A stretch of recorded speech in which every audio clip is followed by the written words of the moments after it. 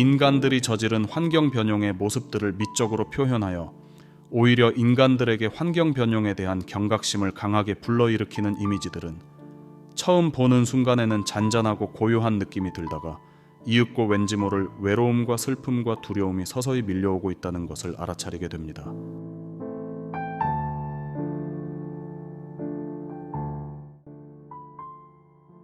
잔잔하고 아름답지만 전통적 풍경 사진과는 대립되는 고요한 침묵, 묵시록의 풍경을 담고 있는 뉴토포그래픽스의 대표적 사진가 리처드 미즈락의 슬프고 아름다운 작품과 그의 작품 세계에 대한 이야기를 지금부터 시작하겠습니다.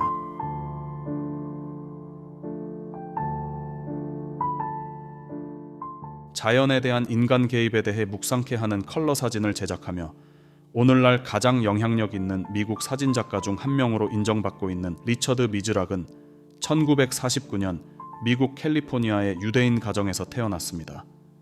1967년 캘리포니아 대학교 버클리에서 심리학을 전공한 그는 1971년 졸업한 이후 50년 넘는 세월 동안 미국 서부의 역동적 풍경을 촬영해 왔습니다. 특히 눈앞에 존재하는 환경 문제를 컬러와 빛 그리고 시간에 대한 그만의 예리한 시각으로 들여다보았습니다. 대학 재학 중 사진에 깊은 관심을 가졌던 그는 졸업 후 프리랜서 사진가가 되며 처음에는 35mm 라이카 레인지 파인더 카메라를 사용하다가 이후 광각 렌즈를 장착한 하셀블라드를 사용해 사회 정치적 관심에 근거한 다큐멘터리를 찍었는데 버클리의 노숙자들과 거리 젊은이들의 스냅, 그래피티, 거리 풍경 등을 3년에 걸쳐 기록한 그의 최초 사진집 텔레그래프 3AM을 1974년에 출간합니다. 참고로 텔레그래프 애비뉴는 캘리포니아 대학 버클리 캠퍼스까지 이어지는 거리의 이름입니다. 1970년대 초 초년생 사진가로서 자신의 작품에서 의미를 찾기 위해 고군분투하던 리처드 미즈락은 매일 캘리포니아 버클리의 텔레그래프 애비뉴를 걸어서 이동했는데 그는 그 거리에서 마주쳤던 포스트 플라워 차일드 카운트 컬처에로 렌즈를 향하게 되는 충동에 사로잡혔었다고 회상했습니다. 그 후 그는 포스트 히피 시대의 거리의 보헤미안과 새로운 비트 세대의 비트닉들을 촬영해 나갔다고 합니다. 여기서 잠깐 포스트 플라워 차일드 카운터 컬처에 대해 간단히 설명드리자면 우선 카운터 컬처는 우리말로 번역하면 반문화 또는 대항문화라고 하는데 사회의 지배적인 주류 문화에 반대하고 기성의 가치관이나 규범, 생활 방식에 도전하며 저항하는 문화를 말합니다. 서브컬처도 여기에 해당됩니다. 그리고 플라워 차일드란 히피와 카운트 컬처의 초기 단계와 관련된 용어로 주로 꽃으로 치장한 백인 젊은이들을 지칭하는 것으로 이들은 개인의 자유와 관능, 사회 변화에 헌신하는 생활 방식을 추구하는 그룹을 말합니다.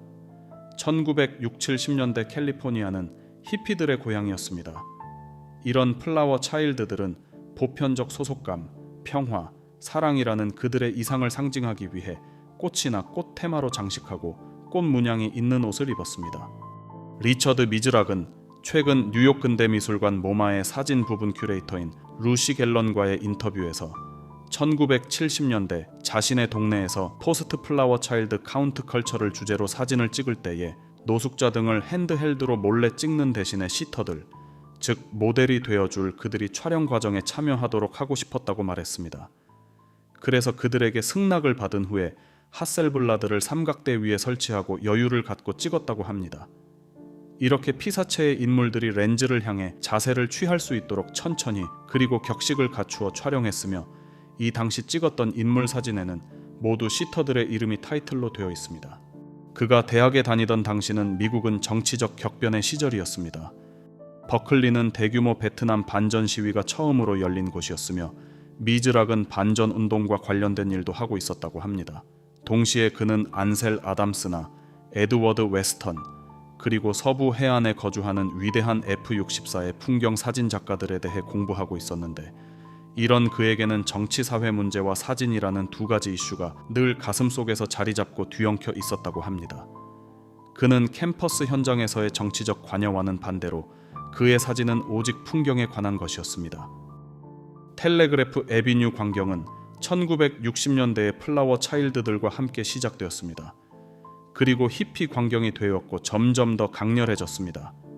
하지만 70년대에 들어서자 그곳은 변질되기 시작했으며 러브와 피스를 외치던 거리의 많은 이들은 원래의 취지에서 벗어난 카오스 혼돈의 세상이 되어버렸다고 회상합니다. 여기에 회의를 느낀 리처드 미즈락은 이후 다큐멘터리 포토의 유효성에 의문을 품고 새로운 방향을 모색하면서 비정치적이고 정신적인 주제로서의 사막에 관심을 갖게 됩니다. 1970년대 후반에는 밤의 사막에서 식물이나 암석들을 촬영한 시리즈인 사진집 A Photographic Book을 79년에 발표하게 되고 이는 순수하게 시각 언어의 가능성을 추구한 것으로 평가되며 사진계의 주목을 끌게 됩니다.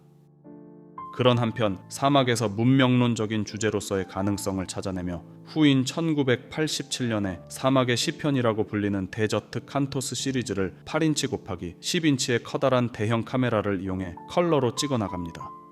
이 시리즈는 장장 20여 년에 걸쳐 촬영되었는데 이것들은 사진집과 여러 전시회를 통해 발표합니다.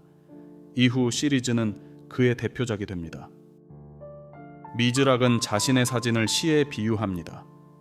그는 인류 문명사를 시적 언어로 표현한 에즈라 파운드의 그 유명한 50년에 걸친 서사시 칸토스를 읽었는데 이 시는 1979년에 그가 데저트 칸토스라고 이름을 붙인 자신만의 에픽, 즉 서사, 장엄함의 시리즈를 시작하게 된 계기가 되었습니다. 이 시리즈에서 리처드 미즈락은 사막 풍경의 아름다움과 잔인함을 포착해 나갑니다. 이 시리즈는 비역사적 공간으로서의 사막과 거기에 새겨진 역사의 종언을 생각해 하는 파괴적인 인간 활동의 흔적을 그만의 독특한 빛과 색채 감각으로 정밀하고 장엄하게 그려냈다는 평을 듣습니다. 또한 리처드 미즈락은 1975년 조지 이스트먼 사진박물관에서 개최된 사진 역사상 중요한 전시회였던 뉴토포그래픽스전과 연관되면서 뉴토포그래픽이라고 불리는 지형학과 환경론적 시점을 도입한 풍경사진 제작을 시도함과 동시에 1970년대 후반부터 80년대에 걸쳐 미국 사진 표현에서 커다란 주목을 받았던 뉴컬러 포토그래피라 불리는 새로운 포토 무브먼트도 병행하며 그만의 문명론적 관점을 표현해냄으로써 더욱 주목을 받게 됩니다. 참고로 바로 앞에서 언급한 일반인들에게는 낯선 단어인 뉴토포그래픽스 풍경사진에 대해 간단히 설명드리겠습니다. 토포그래피라는 단어는 땅의 형태인 지형 또는 지형학이라는 뜻입니다. 이 단어는 장소를 말하는 토포스와 기록의 뜻인 그래피아의 그리스어 합성어로 장소의 기록이라는 의미입니다. 사진, 포토그래피는 역시 포토, 즉 빛과 그래피 기록이라는 그리스어 합성어로 빛의 기록, 빛으로 그린 그림이라는 뜻입니다. 1839년 프랑스에서 처음 사용된 시각기록 기술 용어입니다.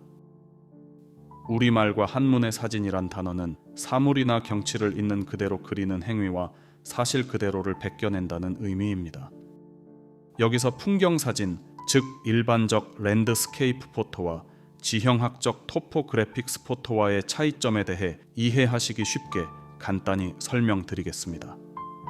일반적 풍경사진은 지금껏 우리가 알고 있는 자연 풍경을 아름답게 묘사한 사진을 말합니다. 하지만 이와는 다르게 토포그래픽스 풍경사진은 인간의 손에 의해 개발, 변용, 파괴되고 훼손된 풍경을 중립적 입장에서 객관적이고 사실적 시각으로 촬영한 사진이라고 생각하시면 됩니다. 뉴토포그래픽스 포토의 시점은 기존의 풍경사진이 주제로 삼는 자연이 아니라 인간에 의해 조성된 환경세계로 향하고 있었던 것입니다. 그러므로 전통적인 풍경사진에서 볼 수 있는 아름답거나 드라마틱한 자연 풍경 대신에 주변의 일상적이고 평범한 장소와 황량한 토지나 대지가 담담하게 촬영되고 있었으며 이는 20세기 초반에 에드워드 웨스턴이나 안셀 아담스 등에 의해 확립된 미국의 풍경사진 미학과 뚜렷이 대립되는 모습입니다. 모 해외 유명 평론가의 말을 빌자면 전통적인 풍경사진에서는 렌즈가 향하는 자연과 대지는 미적 숭배와 동경의 대상인데 이를 보편적인 미로 승화시키는 것이 중요한 포인트라는 것입니다. 하지만 뉴 토포그래픽스는 종래의 풍경 개념을 일단 보류하고 인간의 욕망과 필연적 필요에 의해 손을 댄 장소로 렌즈를 향했습니다. 리처드 미즈락은 90년대에는 사막의 지평선 위로 펼쳐진 하늘을 주제로 한 하늘 시리즈와 장노출로 천체의 운행을 촬영한 시리즈도 선보이는데 이는 데저트 칸토스의 문명론적 시점이 우주론적으로 확장되었다는 평을 듣게 됩니다. 이제 서서히 그의 유명한 작품 시리즈들을 간단히 소개하며 마치려고 합니다. 데저트 칸토스 시리즈는 사막의 자연스러운 아름다움과 함께 인간이 만든 재앙의 모습들을 담아냈는데, 이는 자연 환경에 대한 인간의 개입과 산업 발전, 그리고 핵실험 및 석유화학 오염이 자연에 미치는 파괴적인 생태적 영향을 기록한 것으로 그의 대표적 작품 시리즈입니다. 또 다른 시리즈로는 2005년 허리케인 카트리나가 핥히고 지나가며 남겼던 뉴올리언스의 참담한 흔적과 폐가의 벽에 남겨져 있는 낙서들을 기록한 그래피티 시리즈, 그리고 고향 캘리포니아의 골든 게이트 브릿지를 1997년부터 3년에 걸쳐 자신의 집 현관에서 하나의 시점으로 바라보며 하루 중 다른 시간대에 촬영한 골든 게이트 시리즈와 역시 같은 방법으로 2021년부터 그곳의 화물선들을 촬영한 카르고 시리즈, 또 미국과 멕시코 국경과 같은 미국의 상징적인 장소들을 촬영한 풍경사진인 장벽 시리즈, 마지막으로 미즈락의 또 다른 베스트셀러이자 비평가들의 찬사를 받은 온 더 비치 시리즈는 바다와 해변을 촬영한 항공사진을 통해 생명의 취약성과 소중함을 전달했다는 평입니다. 이런 그의 모든 작품에 관통하는 일관된 주제 중 하나가 바로 우리 인간과 환경 사이의 관계입니다. 근래에 들어서 미즈락은 필름을 포기하고 400만 화소의 디지털 카메라를 사용해 새로운 시도를 하고 있습니다. 미즈락은 주로 사진집을 보면서 사진을 배웠다고 밝혔는데, 폴 스트랜드와 마이너 화이트, 안셀 아담스의 사진집을 빌려서 열심히 보았고, 이것들은 사진 공부에 정말 도움이 많이 되었다고 합니다. 또한 그는 하루 동안 일어난 일을 서술한 제임스 조이스의 율리시스를 읽고 그의 첫 사진집인 텔레그래프 3AM에 적용했으며, 그 결과 사진집의 첫 번째 사진은 아침의 거리이고 마지막 사진은 밤의 거리로 하루 24시간을 암시했다고 밝혔습니다. 텔레그래프 3AM이 출간되었을 때 그의 나이 24살이었는데 계속해서 소셜 다큐멘터리 사진 작업을 할지를 결정해야 했습니다. 이 첫 번째 사진집이 출간되었을 때 미즈락은 그의 작품들이 세상을 바꿀 것이라고 생각했지만, 사실은 사회적 성공보다는 상업적 성공이라는 사실에 환멸감을 느꼈으며, 모든 것에서 벗어나 늘 자신을 사로잡아 왔던 자연세계, 특히 캘리포니아, 네바다, 애리조나의 황량한 사막 풍경을 담고 싶었다고 회상했습니다. 그래서 그는 더 이상 사람들을 카메라에 담지 않기로 결심하고 사막으로 떠났습니다. 그리고는 그가 텔레그래프 3AM을 저녁에 촬영하면서 터득한 야간 촬영 방법을 이용해 미국 남서부의 선인장이 가득한 사막에서 밤새도록 사진을 찍고 스트로브로 사막을 밝히곤 했다고 합니다. 리처드 미즈락은 말합니다. 저는 사진이 지닌 미학에 깊이 빠져들었고 사진 찍는 것을 무척 좋아했습니다. 사진은 정말 강력하고 놀라운 매체입니다라고.